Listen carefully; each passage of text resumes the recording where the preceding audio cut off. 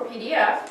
You can print them, share them, and somehow I am not signed in, so let me go ahead and sign in so that I can show you what else will pop up here in a second. It wasn't there because I wasn't signed in. So now I have my notes, and this is a digital sticky note. So you can go on here and maybe put in some notes for yourself about how to differentiate your instruction for your students, or maybe for your teaching style, you know, or other just modifications. So every time you're on this page online, it will open up just for you, which is nice. We have, also you can share on over 293 forms of social media if you're so inclined, which I didn't even know half of those existed. Yes. Underneath that, we have our CPalms seal of approval. And if you want to really see in depth how our resources are submitted and get vetted, you can click on that. Something new we added this year is that you can now bookmark a resource, which we really like. And so now I've bookmarked it. It's in my account, so I won't have to go searching for it again. And I'll show you where. That will be on the CPalms tab.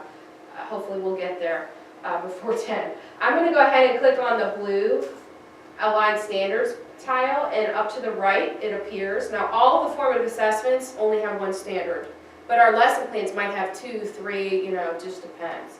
So the way this works is we have the attachment here, and that's where the task is. And it's a performance task that the students do.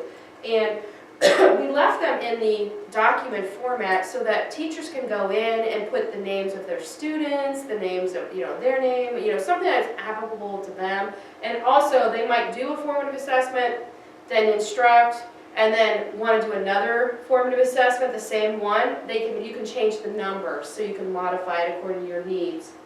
The procedure for the formative assessment is right here. This is 3 steps for this one, so it's very easy. And then they're all on a rubric-based system, 3, 4, or 5 levels. So as we can see, this one is getting started, moving forward, almost there, and got it. So this is a 4-level rubric. And at every level, we have the misconception or error a student would have working at that level, examples of student work at that level. So what you would do is use those 2 first to identify what level on the rubric they are. So let's say you found out this student, Johnny, is at the almost there level. So then we have questions for you to elicit thinking out of your students and instructional implications or strategies for you in order to get your students to that got it level of mastery. So these are phenomenal. Many cases we have student work, or we have a video clip right here, which not only is it important to see the student performing the task, but it's really to see the teacher modeling how to administer that formative assessment. So that really does help us as educators. Okay, so that was just an example of something we have for math, and we only have that for math because that was grant funded. We only have those for math. I'm going to go ahead and click on the science now, talk a little bit about science, and we'll just go to, let's see, go to this standard here. Living things are found all over the earth, which is we do a lot with living things. Okay, so as we can see here, we have, I want to highlight some of our lesson plans and the types of lesson plans that we have. So the main type of lesson plan would just be listed as CPalms lesson plan development. I'm going to go ahead and click on one, and I want to show you the different components included in our lesson plan. And they all have a description. I didn't mention that earlier. All of our lesson plans have 3 forms of assessment. We have that formative assessment, educative or feedback to students assessment, and then summative assessment listed there for you. You might see rubrics. This one looks like it has scales. It has a pre and post text. You know, and it's different depending on what the teacher who wrote it included in his or her plan. We have learning objectives, guiding questions, prior knowledge, the different phases of instruction. This one is looks like it's written in the 5E model, which we use a lot for science and math. But we have different templates a teacher could utilize. And then you can see it has very in-depth going through. And then even a closure section, We have the accommodation section is for students who are struggling, or maybe ESOL students, so some ideas or recommendations for you there. And then we have extensions for students who have mastered that standard or that skill, and you want them to maybe delve further in at a higher level. So that's listed. And then any special materials needed or recommendations, and then the person who contributed it at the very bottom, which is also a nice feature. I'm going to go ahead and go back and show you a specialized type of lesson plan that we have, and that's called a model eliciting activity. Model eliciting activities are awesome because they are STEM-based lessons. They integrate math, science, English language arts, and in some cases even social studies. They originated out of Purdue University, and we have been able to work with teachers around the state of Florida to write over 500 across the state, across the grade bands K-12. So we have them here. What you would do is put your students into teams, and you would give them a real-world problem to solve. And it comes to them in the form of a letter. So I'll go ahead and click on the letter here, and we will see what it has to say. So this is from Copper A. Hound, an explicit and aggressive animal rescue. Wow. Okay. And so they have a goal apparently, and they want to take as many endangered species off the list. And every 5 years they choose an animal that they're going to help. So they are trying to decide which animal to help. They've given them the 5 top endangered species in Florida at this time, and want them to decide and prioritize which one they think they should help. So they all then get a data set, and this is what I love about these. So here's the data set the students would get, and what's so fabulous about this is it's open-ended. So it doesn't matter if the student chooses the gray bat, the American alligator, the West Indian manatee, the Florida panther, it doesn't matter which one they choose, as long as the group can justify their answer, bless you, with evidence from the data. And that's what's fabulous. Now the ELA component involved is they now have to write a letter to that person who wrote them explaining what they chose and why, and provide their evidence. And the data, I failed to mention, could be quantitative or qualitative. This looks like it's mostly qualitative there, but it can be quantitative as well. So then they get a second letter back from the client, and the second letter after they've sent in theirs always has a twist. So the twist, let's see, they've received a letter from the Florida Fish and Wildlife Conservation Commission, and they sent them errors. So the data table was incorrect. So they have now given them this new data table. Interesting. Now, in most cases, these aren't correct. I mean, these aren't real life. But in many cases, they are real life, like these are endangered animals, you know, type of thing. All right, so now here they have the new data, and they go through that same process. And this time when they go to write the letter, they have to say, did their decision change from the first time? And if it did change, how did it change and why? So that's something with our new Florida standards, that they really have to do that justification, providing evidence and explanation. So we really like them.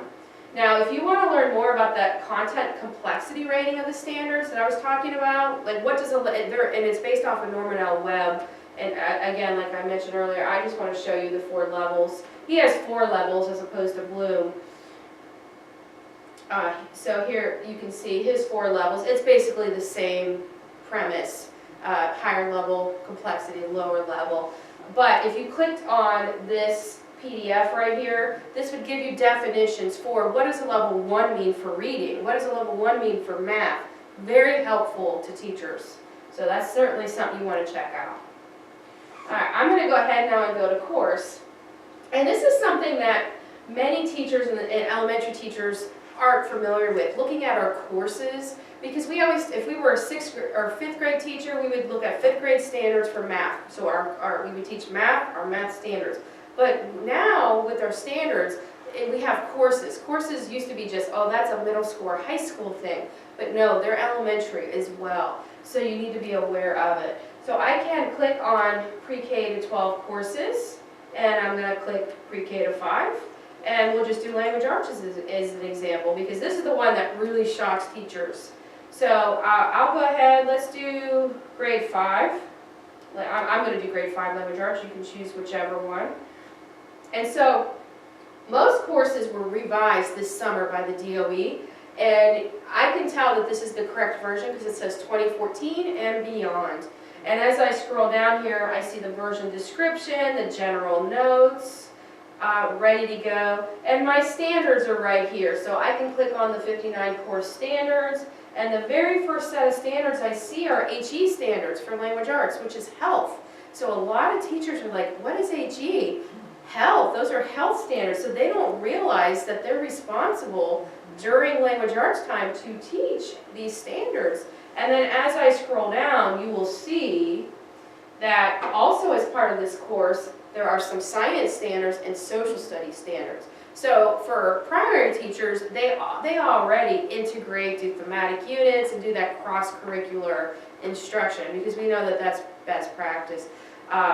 As the grade levels go up and the teachers can departmentalize, like I used to departmentalize for science, you know, I was always focused on my science standards. I wouldn't even have looked at social studies standards to teach during my science time. But now you have to, by law in the state of Florida, this is your official course from the Department of Ed. And a lot of teachers right now don't realize that. So every time I go to a school, I try to make sure they know that. And what I used to do when I was in the classroom is I would export my course right here to a Word document, which was fabulous for me because when I went to go do my lesson plans, all I had to do was highlight and copy the standard and paste it into my lesson plan. And the standard code is hyperlinked, which would then take me to CPalms, where I can find clarification about the standard, or to resources. So it behooves you to export that course. And if you want to print it, that's the quickest, or the least amount of papers. So if you export and then print, it's only like 3 pages. If you print course, it's a little longer, just to let you know. All right, I'm going to go ahead and move on to Resources tab. And